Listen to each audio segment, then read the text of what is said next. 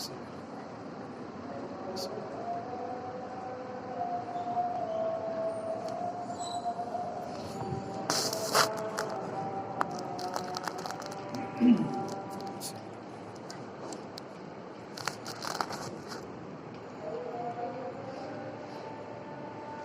الحمد لله نحمده ونستعينه ونستغفره ونعوذ بالله من شرور أنفسنا وسيئات أعمالنا من يهده الله فلا مضل له ومن يضلل فلا هادي له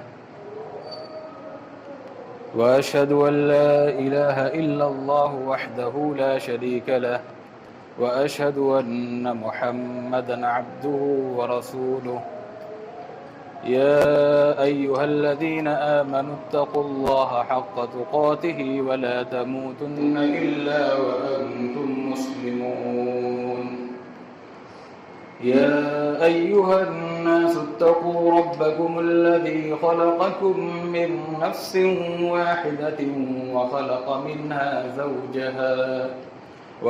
منها زوجها وبث منهما رجالا كثيرا ونساء واتقوا الله الذي تساءلون به والأرحام إن الله كان عليكم رقيبا يا أيها الذين آمنوا اتقوا الله وقولوا قولا سديدا يصلح لكم أعمالكم ويغفر لكم ذنوبكم ومن يطع الله ورسوله فقد فاز فوزا عظيما أما بعد فإن خير الحديث كتاب الله وخير الهدي هدي محمد صلى الله عليه وسلم وشر الأمور محدثاتها وكل محدثة بدعة وكل بدعة ضلالة وكل ضلالة في النار. أعوذ بالله من الشيطان الرجيم.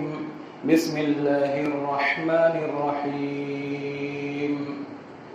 يوم نقول لجهنم هل امتلأت وتقول هل من مزيد وأزلفت الجنة للمتقين غير بعيد هذا ما توعدون لكل أواب حفيظ من خشي الرحمن بالغيب وجاء بقلب منيب ادخلوها بسلام ذلك يوم الخلود لهم ما يشاءون فيها ولدينا مزيد وكم أهلكنا قبلهم من قرن هم أشد منهم بطشا فنقبوا في البلاد هل من محيص إن في ذلك لذكرى لمن كان له قلب أو ألقى السمع وهو شهيد ولقد خلقنا السماوات والأرض وما بينهما في 6 أيام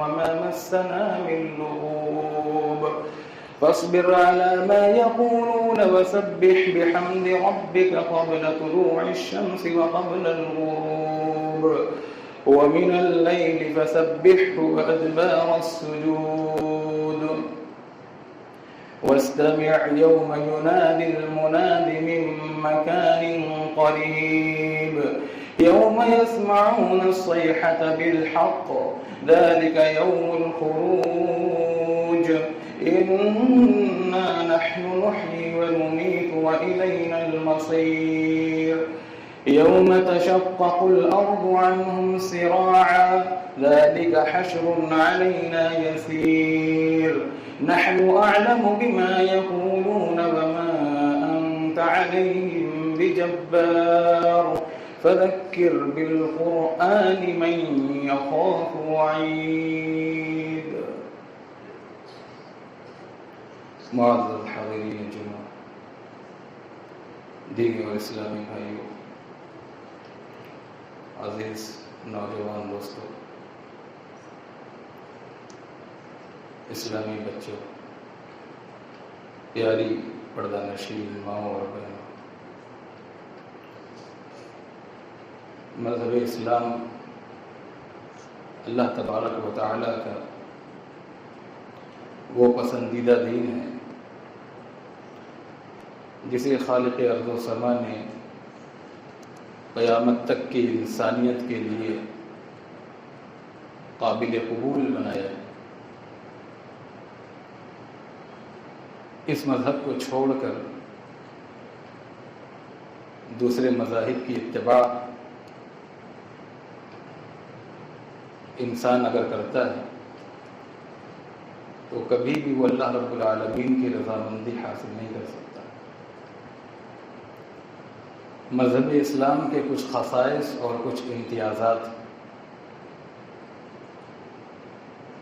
قرآن و احادیث کی تعلیم سے معلوم ہوتا ہے کہ یہ مذہب دین اسلام ازل سے ابد تک یہ غالب رہے گا۔ دنیا کی کوئی طاقت خواہ اس کے خلاف وہ کتنی ہی سازشیں کر لے، منصوبے بنا لے، اس کے لیے کتنے جتن کر لے، کتنی محنتیں کر لے، وہ اس مذہب کو، اسلام کو مغلوب نہیں کر سکتا۔ اسلام کی فطرت میں قدرت نے لچک دی ہے، جتنا ہی دباؤ گے اتنا ہی ابھرے گا۔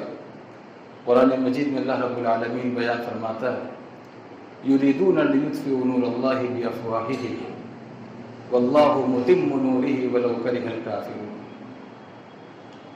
اہل اسلام ہر دور میں، اہل شرک، مشرکین ہر دور میں اسلام کے خلاف کوششیں کرتے آ رہے ہیں، لیکن اسلام ہمیشہ بار آور ہوا ہے، اسلام ہمیشہ کامیاب ہوا ہے، کبھی وہ مغلوب نہیں ہوا، اور مشرکین ہمیشہ اپنے مقصد میں ناکام رہے۔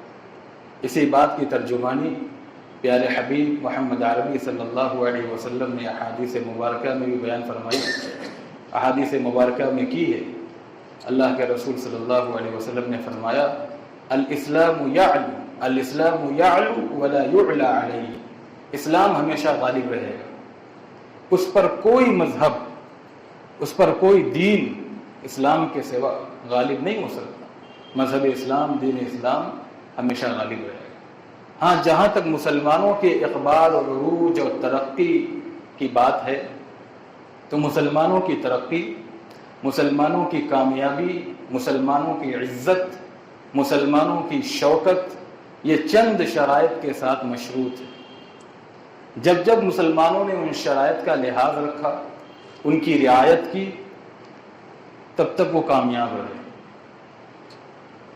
قرون اولیٰ میں اللہ کے نبی صلی اللہ علیہ وسلم کے زمانے میں اور آپ کے بعد صحابہ کرام کے جو ادوار ہیں، وہ ادوار اٹھا کر ہم دیکھیں۔ اس کے بعد جب جب مسلمانوں نے ان شرائط کا پاس و لحاظ رکھا اور اپنی زندگی اسلام کے بتائے ہوئے اصول اور قانون کے مطابق گزاری، اللہ رب العالمین نے انہیں دنیا میں ترقی بھی دی، عزت بھی عطا فرمائی، سربلندی بھی عطا فرمائی۔ لیکن جب جب مسلمانوں نے اللہ رب العالمین کے ان احکام کو، ان شرائط کو جن کے ساتھ مسلمانوں کی ترقی، مسلمانوں کا عروج، مسلمانوں کا اقبال مربوط ہے، جڑا ہوا ہے، ان کو پس پشت ڈال دیا، اللہ کے احکام سے بے پرواہی برتی اور رسول کریم صلی اللہ علیہ وسلم کی سنتوں سے انہوں نے کھلواڑ کیا، مذاق کیا، اور آپ صلی اللہ علیہ وسلم کی سنتوں کو پس پشت ڈال دیا، تب تک اس قوم کی مقدر میں ذلت و رسوائی آئی ہے۔ اور یہ بہت بڑی حقیقت ہے کہ کفار و مشرکین، یہود و نصارہ، یہ ہمیشہ سے اسلام کے دشمن رہے۔ تاریخ اسلام کا جو باب ہے آپ اٹھائیے، چاہے سنہرا دور ہو یا مسلمانوں کی تنزلی کا دور، دشمن ہر دور میں رہے ہیں، اور ہر دور میں وہ اپنی طاقت کے بقدر سازشیں کرتے رہے۔ کہ اللہ کے نبی صلی اللہ علیہ وسلم کے زمانے میں دشمن نہیں تھے، مکہ میں الگ قسم کے مخالف کا سامنا تھا، مخالفین کا سامنا تھا، اور مدینہ کی زندگی میں دوسرے قسم کے مخالفین اور دوسرے قسم کے دشمنان کا سامنا تھا۔ آپ پوری اسلام کی تاریخ اٹھا کر دیکھ لیجیے، انہوں نے منصوبے بنائے، انہوں نے مسلمانوں کو بدنام کرنے کے لیے طرح طرح کی اصطلاحات کو ایجاد کیا، بلکہ مسلمانوں کو موقع پایا تو ان کو صفحہ ہستی سے ان کا نام و نشان مٹانے کے لیے، ان کا وجود ختم کرنے کے لیے انہوں نے ناپاک کوششیں بھی کی، جس میں کبھی کامیابی ملی اور کبھی ناکام ہوئی۔ تو دشمنان کا یہ مقصد ہے، اور اللہ رب العالمین نے قرآن مجید میں بیان بھی فرما دیا، لَتَجِدَنَّ أَشَدَّ النَّاسِ عَدَاوَةً لِلَّذِينَ آمَنُوا الْيَهُودَ وَالَّذِينَ أَشْرَكُوا۔ سب سے بڑا لوگوں میں دشمن آپ مسلمانوں کا یہود کو پائیں گے اور مشرکین کو پائیں گے۔ ہمیشہ سے مسلمانوں کے بدترین دشمن واقع ہوئے۔ بدقسمتی سے آج ہمارے ملک میں وہ طاقتیں زیر اقتدار ہیں جن کی اسلام دشمنی اور مسلم دشمنی پوری دنیا میں متعارف ہے، اور جو بالکل بھی مخفی نہیں، بالکل آیا ہے، واضح ہے۔ آج ہم مسلمانوں کا حال یہ ہے کہ ہم اپنے پاس اللہ کی کتاب اور رسول کریم صلی اللہ علیہ وسلم کے فرمودات کو رکھتے ہوئے بھی مجبور ہیں، مقہور ہیں، مصلوب ہیں۔ یہ ملک جس کی آزادی کے لیے، جس کی نجات اور خلاصی کے لیے ہمارے آبا و اجداد نے اپنی جان اور مال کی قربانیاں دی، سب کچھ لگا دیا، آج اس ملک کی زمین اس کے اصل حقداروں کے لیے تنگ کر دی گئی ہے، اپنی وسعت کے باوجود مسلمانوں کے لیے چھوٹی پڑ گئی ہے۔ اب مسلمانوں کو یہاں پہ اپنا وجود خطرے میں نظر آ رہا ہے، اپنے حقوق کے لیے ہم آوازیں نہیں اٹھا پا رہے، اپنے حقوق کے لیے ہم اپنی گفتگو، اپنا مدعا، اپنی بات لوگوں کے سامنے رکھ نہیں پا رہے ہیں۔ عجیب سے عدم تحفظ کے ماحول میں زندگی گزار رہے ہیں، اور نوبت بیں جا رسید کہ آج ہمارے اوقاف، ہماری مساجد، ہمارے مدارس، ہماری بااثر شخصیات، قوم و ملت کی بااثر شخصیات آج دشمنانوں کے زیر عتاب ہیں۔ آئے دن اس طرح کے حادثات ہوتے رہتے ہیں، کبھی مسلمان کو ٹارگٹ، کبھی مسلم قائدین کو ٹارگٹ، کبھی مساجد کو، کبھی مدارس کو، کبھی مسلم اوقاف کو، کچھ بھی محفوظ نہیں ہے۔ یہاں تک کہ ہمارا خود اپنا وجود خطرے میں، ہماری زبان خطرے میں، ہماری اپنی تہذیب خطرے میں، اور کہیں نہ کہیں مسلمان پورے ملک میں اور عالمی سطح پر انفرادی اور اجتماعی طور پر مختلف مسائل سے دوچار ہیں، اور ان حالات میں ہمیں جو ملک کی خاص طور پر مجموعی صورتحال ہے اس سے یہی بات سمجھ میں آتی ہے کہ یہ حالات ہمیں دعوت دیتے ہیں، دعوت تفکر دیتے ہیں، دعوت غور و فکر دیتے ہیں کہ ہم اپنی ناکامی کو، جو آج ہماری نامرادی اور ناکامی ظاہر ہو رہی ہیں، ان کو ظاہری اسباب سے نہ جوڑیں کہ آج ان کی حکومت ہے، کل ان کی حکومت چلی جائے گی، ہمارے لیے ترقی کی راہیں ہموار ہو جائیں گی، ایسا ہو گیا تو ہم آج پریشان حال ہیں، آج ہم تنزلی کے شکار ہیں، کل ایسا ہوگا۔ ظاہری اسباب بلا وجہ، بلا شبہ ان کے بھی کچھ اثرات ہیں، لیکن ہم اپنی ہر ناکامی کو ظاہری اسباب سے نہ جوڑیں، بلکہ عملی طور پر اپنی ناکامیوں کو سمجھیں اور ان کا احتساب کریں، ان کا جائزہ لیں، ان کا محاسبہ کریں کہ ہم سے کہاں کوتاہیاں ہو رہی ہیں، ہم سے کہاں غلطیاں ہو رہی ہیں، ہمیں ان کا تدارک کرنا ہے، ہمیں ان غلطیوں کا خاتمہ کرنا ہے۔ مسلمان مجموعی اعتبار سے اس ملک کی سب سے بڑی اقلیت ہے، اور ان کی یہاں پہ ایک سنہری تاریخ رہی ہے، سنہرا دور رہا ہے۔ 1000 سال تک تقریباً مسلمانوں نے حکومت کی، اور وہی جہاں مسلمانوں نے آج حکومت کی اور اپنی یادگاریں چھوڑی ہیں، وہی مسلمان آج پسماندہ ہے، پستی کا شکار ہے، ذلت و رسوائی اس کا مقدر بنی ہوئی۔ کیا وجہ ہے؟ جہاں آج دنیا جدید علوم و فنون، سائنس اور ٹیکنالوجی کے میدان میں ترقی کر رہی ہے اور چاند پر کمندیں ڈال رہی ہے، وہی مسلمان تاریکیوں کے، جہالتوں کے گلیاروں میں یہ ٹھوکر کھا رہے ہیں اور آپس میں ایک دوسرے سے دست و گریباں الجھے ہوئے ہیں۔ کہیں کرسی کا معاملہ ہے، کہیں گدی کا معاملہ ہے، کہیں پیسے کا معاملہ ہے، کہیں اپنی ذات اور برادری کا معاملہ ہے، کہیں اپنی نسل کا معاملہ ہے، کہیں اپنے رنگ کا معاملہ ہے، کہیں اپنی انا کا معاملہ ہے، اور خواب خرگوش میں مدہوش ہے، غفلت کے شکار ہے۔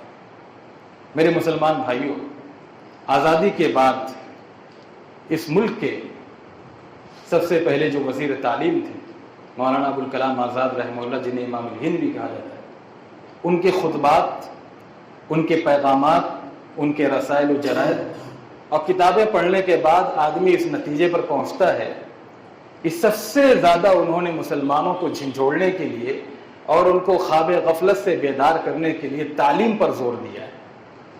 جگہ جگہ انہوں نے مسلمانوں کو اپنا تعلق کتابوں سے جوڑنے، تعلیم و تعلم کے لیے راہیں ہموار کرنے اور اس سے اپنے آپ کو مربوط رکھنے کی تاکید فرمائی۔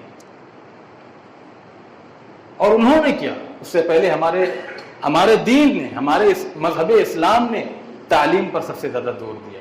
اس مذہب اسلام کی سب سے پہلی تعلیم، یعنی جو وحی کی شکل میں آئی، وہ تعلیم سے متعلق تھی، تعلیم پر زور دیتی تھی، تعلیم کی اہمیت کو اجاگر کرتی تھی۔ سب سے پہلی جو ابتدائی آیات اللہ کے نبی صلی اللہ علیہ وسلم پر غار حرا میں نازل ہوئی، اقرأ بسم ربک الذی خلق، اقرأ بسم ربک الذی خلق، خلق الانسان من علق، اقرأ وربک الاکرم الذی علم بالقلم۔ قرآن مجید میں اللہ رب العالمین نے تعلیم کی اہمیت کو اجاگر کرتے ہوئے قلم کی طاقت کو ظاہر کیا ہے اور اس کی قسم کھائی ہے، نون والقلم وما یسطرون۔ آج ہمارے ہاں تعلیم کو 2 حصوں میں تقسیم کر دیا گیا ہے، عصری تعلیم اور دینی تعلیم۔ یہ بعد کے ادوار کی پیداوار ہے۔ زمانے نبوت میں اور اس کے بعد محدثین اور صحابہ کرام اور سلف صالحین کے ادوار میں تعلیم کی یہ تقسیم کا کہیں تصور نہیں تھا کہ عصری تعلیم الگ ہے، دینی تعلیم الگ ہے۔ پیارے حبیب صلی اللہ علیہ وسلم نے جہاں مسلمانوں کو دینی تعلیم کی طرف رغبت دلائی، توجہ دلائی اور فرمایا کہ طلب العلم فریضۃ علی کل مسلم، اور مسجد نبوی کا چبوترا جسے صفہ کہا جاتا تھا اصحاب صفہ کے لیے مخصوص کر دیا، وہیں آپ صلی اللہ علیہ وسلم کی سیرت سے یہ بات بھی معلوم ہوتی ہے کہ آپ نے صحابہ کو عصری تعلیم کی طرف بھی رغبت دلائی، توجہ دلائی۔ غزوہ بدر کا واقعہ ہے، اسیران اور قیدی کفار مکہ میں سے جو مسلمانوں کے حصے میں آیا، مسلمانوں نے انہیں قید کر لیا۔ کچھ تو ایسے تھے جنہوں نے مال کی بنیاد پر فدیہ دے کر اپنی گلو خلاصی کر لی، اپنا چھٹکارا اور اپنی آزادی انہوں نے حاصل کر لی۔ کچھ ایسے تھے جن کے پاس مال نہیں تھے، اتنے وہ مالدار نہیں تھے کہ مال دے کر اپنا فدیہ ادا کر کے اپنی جان چھڑا لیتے، اپنی آزادی کا پروانہ لے لیتے، وہ مجبور تھے۔ نبی علیہ الصلاۃ والتسلیم نے، مسند احمد کی صحیح روایت ہے، آپ صلی اللہ علیہ وسلم نے ان قیدیوں کو آپ نے پابند کیا کہ انصار کے 10 بچوں کو تم لکھنا پڑھنا سکھاؤ۔ فجعل رسول اللہ صلی اللہ علیہ وسلم فداءہم ان يعلموا اولاد الانصار الکتابہ، انصار کے بچوں کو لکھنا پڑھنا سکھاؤ، 10 بچوں کو، اور یہی تعلیم کی تکمیل تمہاری آزادی کا پروانہ ثابت ہوگا۔ یہ عصری تعلیم، یہ لکھنا پڑھنا عرب میں یہ معروف و مشہور نہیں تھا، ان کا عرب میں یہ ان پڑھ تھے، آپ نے ان کو لکھنے پڑھنے پر مامور کیا۔ آپ مکہ میں تھے، تو مکہ میں جو دشمنی کی نوعیت تھی اور جو دشمن تھا اس ایک دوسرے قسم کا تھا. مدینہ میں جب آپ پہنچے تو آپ کا جو مخالف تھا, آپ کے جو مخالفین تھے وہ دوسرے قسم کے تھے.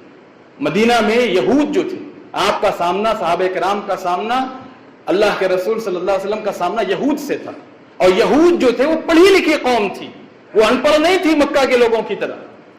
یہودیوں سے آپ کا سامنا تھا.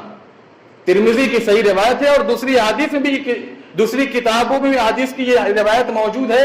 اللہ کے نبی صلی اللہ علیہ وسلم نے صحابہ کرام کے سامنے اپنے درد کا اظہار کیا, اپنے خدشات کا اظہار کیا اور فرمایا قسم کھاتے ہوئے, انی واللہ ما آمن یہود علی کتابی, اللہ کی قسم میں یہود کی تحریروں پر, یہود سے خط و کتابت پر, یہود سے جو عہد و پیمان تحریری طور پر ہوئے ان سے میں محفوظ نہیں ہوں, مامون نہیں ہوں, مجھے اطمینان نہیں ہے ان کی تحریروں پر. وہ کیا لکھتے ہیں نہیں لکھتے ہیں ہم ان پڑھ لوگ ہیں, ہمیں نہیں معلوم. تو آپ نے زید بن ثابت جو صحابہ میں سب سے جینیس صحابی تھے, آپ نے ان کو مامور کیا. زید بن ثابت کہتے ہیں کہ اللہ کے نبی صلی اللہ علیہ وسلم نے مجھے حکم دیا کہ یہودیوں کی کتابت, ان کی تعلیم, ان کے پڑھنے کا طریقہ جاؤ سیکھ لو. کہتے ہیں فما مر بی نصف شہر حتی تعلمتہ لہ, 15 دن بھی نہیں گزرا تھا میں نے یہودیوں کی تعلیم, ان کی کتابت, ان کے لکھنے پڑھنے کا سلیقہ سیکھ لیا. اور اللہ کے نبی صلی اللہ علیہ وسلم کی خدمت میں حاضر ہوا, اور جب آپ کو ضرورت پڑتی تو آپ مجھ سے ان کے لیے لکھواتے تھے, اور جب ان کے لکھے ہوئے پیغامات ہمارے پاس آتے تھے تو آپ صلی اللہ علیہ وسلم مجھ سے پڑھواتے تھے. اگر ہم چاہتے ہیں کہ دفاعی طور پر آج اس ملک میں ہم خوشحال رہیں, مضبوط رہیں, تو ہمیں اپنی تعلیمی پالیسی کو مضبوط کرنا ہوگا, تعلیمی نظام کو ہمیں مضبوط کرنا ہوگا, اور مضبوط لائحہ عمل تیار کر کے اور تعلیم کا نظام, ایک بہترین تعلیمی نظام کی تدوین کر کے ہی ہم اس ملک میں کامیاب ہو سکتے ہیں. آج دوسرے ممالک اور دوسرے ممالک کی جو قومیں ہیں وہ کامیاب کیوں ہیں؟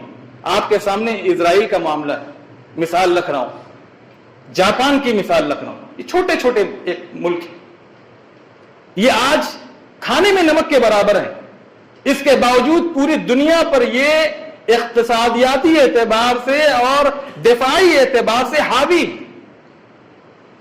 ان کی قوت کا راز کیا ہے, ان کی طاقت کا راز کیا ہے؟ علم ہے, محنت ہے, مشقت ہے.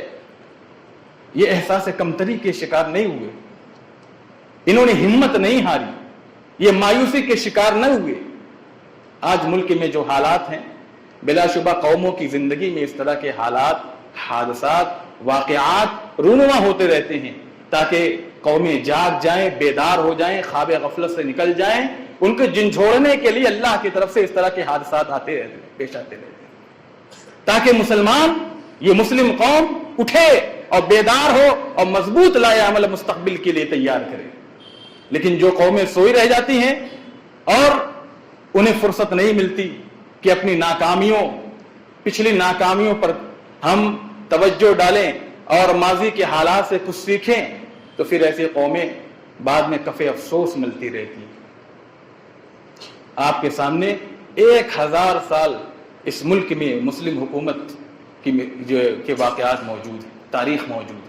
اندلس میں مسلمانوں نے 800 سال تک حکومت کی. اس سے ہمیں کیا سبق ملتا ہے؟ لاسٹ میں, آخر میں نتیجہ یہ نکلا کہ وہاں مسلمانوں کو ذلیل کیا گیا, مسلمانوں کو مجبور کیا گیا کہ وہ عربی زبان نہ بولیں, عربی کتاب نہ پڑھیں, اپنے مذہب کی تبدیلی پر انہیں مجبور کیا گیا, انہیں ملک سے نکالا گیا, عیسائیت قبول کرنے پر مجبور کیا گیا. کتنوں کو تو قتل کر دیا گیا, اور کتنے ایسے تھے جنہوں نے خوف سے اپنے مذہب کو تبدیل کر لیا. جب ہم بیدار نہیں ہوں گے, نتائج سے سبق حاصل کریں, نتائج سے سبق حاصل کریں, تاریخ سے سبق حاصل کریں. اللہ رب العالمین قرآن مجید میں بیان فرماتا ہے وَذَكِّرْهُمْ بِأَيَّامِ اللَّهِ وَذَكِّرْهُمْ بِأَيَّامِ اللَّهِ, انہیں ماضی کے حالات یاد دلاؤ, ماضی کے واقعات یاد دلاؤ, ان کو جگاؤ. آج ہم دیکھیں تعلیمی تناسب جو مسلمانوں میں ہے, افسوس کی بات یہ ہے کہ آج مسلم قوم میں جو تعلیم کا تناسب ہے وہ تمام اس ملک میں موجود جو قومیں ہیں ان میں سب سے زیادہ مسلمان تعلیمی اعتبار سے پسماندہ ہے. مسلمانوں میں تعلیم کا گراف برابر روز بروز نیچے گرتا جا رہا ہے. دلت قوم مسلمانوں سے تعلیم میں آگے, دلت قوم تعلیم میں مسلمانوں سے آگے. اور مسلمانوں میں تعلیم کا جو پرسنٹیج ہے، جو ایوریج ہے، وہ سب تمام قوموں میں، چاہے وہ اقلیت میں ہو یا اکثریت میں ہو، سب سے کم ہے، سب سے کم ہے۔ ان قوموں کا میں نام نہیں لینا چاہتا، تمام اقلیت یا اکثریت میں جتنی قومیں اس ملک میں وجود پذیر ہیں، سب سے تناسب میں سب سے کم ہے تعلیمی اعتبار سے۔ بجائے اس کے کہ ہم جاگیں، ہم بیدار ہوں، یہ تعلیمی گراف نیچے گرتا جا رہا ہے، اس کی کیا وجہ ہے؟ آج ہم احساس کمتری کے شکار ہیں، اور ہم نے اپنا حوصلہ پہلے ہی توڑ دیا ہے کہ ملک میں ہمارے لیے حالات سازگار نہیں ہے، یونیورسٹیوں میں ہمارے لیے حالات سازگار نہیں ہے، ہمارے ایمان کو خطرہ ہے، ہمارے دین کو خطرہ ہے، ایسا ہے ویسا ہے۔ آپ احساس کمتری کے شکار نہ ہو، یہ عقل مندی کی علامت نہیں۔ دین پر مضبوطی سے قائم رہیں، جمے رہیں، اور برادران وطن کے شانہ بشانہ چلنے کی کوشش کریں۔ قرآن مجید میں اللہ رب العالمین نے آپ کے بارے میں فرمایا ہے، کنتم خیر امہ، تم بہترین امت ہو۔ قرآن مجید میں آپ جیسے لوگوں کے بارے میں اللہ نے بیان فرمایا ہے، وَلِلَّهِ الْعِزَّةُ وَلِرَسُولِهِ وَلِلْمُؤْمِنِينَ، عزت و سر بلندی مومنوں کے لیے ہے، رسول کے لیے، اللہ کے لیے۔ قرآن مجید میں اللہ رب العالمین نے فرمایا کہ وَلَيَنْصُرَنَّ اللَّهُ مَنْ يَنْصُرُهُ إِن تَنْصُرُوا اللَّهَ يَنْصُرْكُمْ، اگر تم دین پر ثابت قدم رہے، دین کی خدمات انجام دیتے رہے، للہ فی اللہ، اللہ رب العالمین تمہیں دنیا میں غالب رکھے گا، تمہاری مدد فرمائے گا۔ احساس کمتری کا شکار ہونا یہ مسلمانوں کی علامت نہیں۔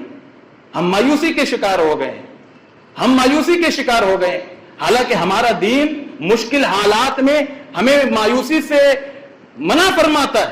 ہمارے نبی آخر الزمان محمد عربی صلی اللہ علیہ وسلم نے صحابہ کرام کو امتحان کے وقت میں قیصر و کسریٰ پر غلبے کی بشارت سنائی۔ قرآن کہتا ہے کہ مایوسی کفر ہے، لا تیأسوا من روح اللہ انہ لا ییأس من روح اللہ الا القوم الکافرون۔ محنت کریں، کوشش کریں، تعلیم کے لیے، اپنے حقوق کے لیے جد و جہد کریں۔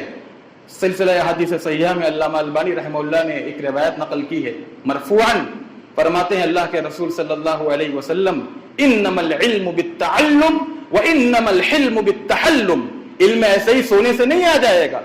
آج ہم مسلمانوں کی جو معمولات ہیں، سیر و سپاٹا، سیر و تفریح، لمبی نیند سونا، اور چٹخارے کے لیے مختلف قسم کے اپنے دسترخوانوں پر ڈشیں چننا، یہ مسلمانوں کے معمولات میں شامل ہیں۔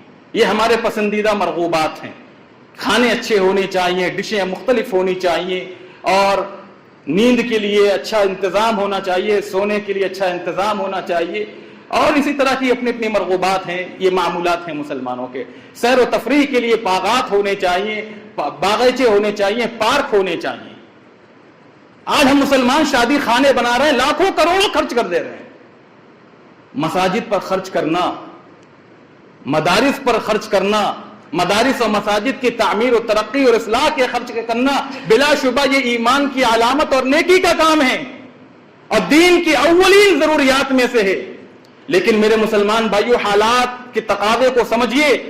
آج ہم سے یہ دین، یہ اسلام ہم سے تقاضا کر رہا ہے کہ ہم ایسے یونیورسٹیز، ایسے کالج، ایسے اسکولز اپنے علاقوں میں بنائیں، اپنے شہروں میں بنائیں، ان کی بنیادیں رکھیں، جہاں عصری علوم کے ساتھ ساتھ دینی علوم کا بھی انتظام ہو، دینی علوم کے ساتھ ساتھ اعلیٰ عصری علوم کا بھی انتظام ہو، اعلیٰ عصری تعلیم کا بھی انتظام ہو۔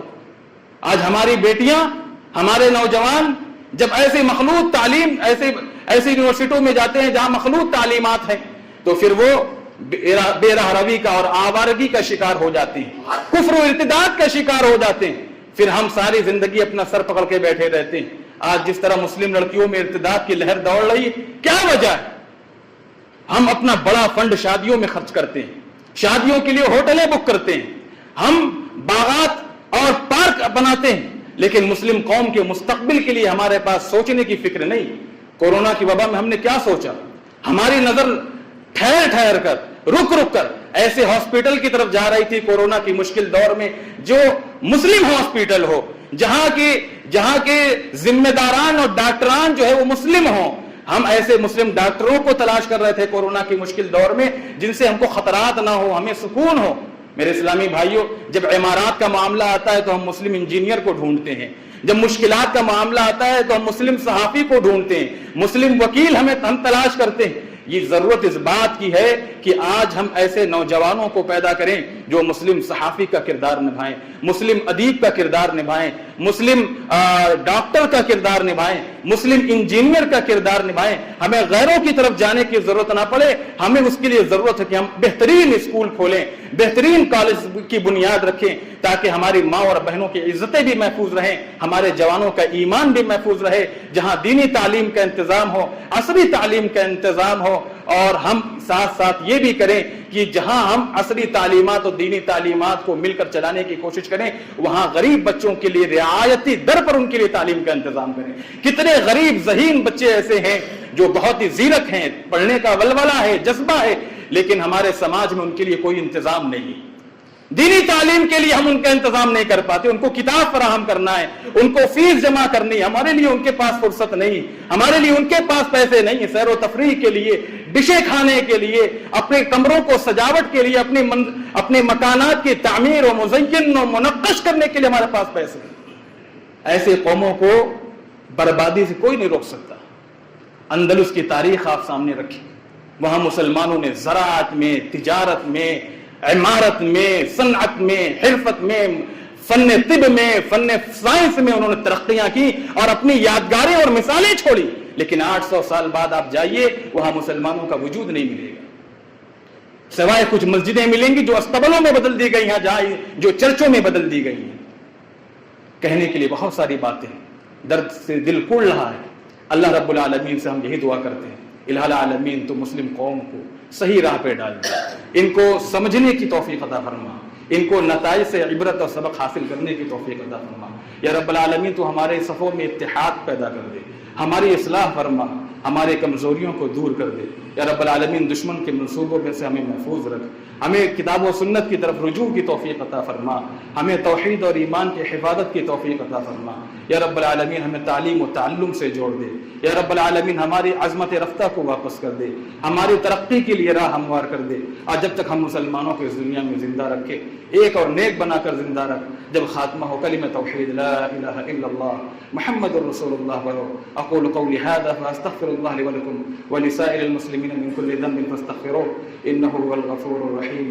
بارک اللہ لنا ولکم فی القرآن العظیم ونفعنا وإياكم بالآیات والذکر الحکیم انه تعالی جواد ملک بر غفور۔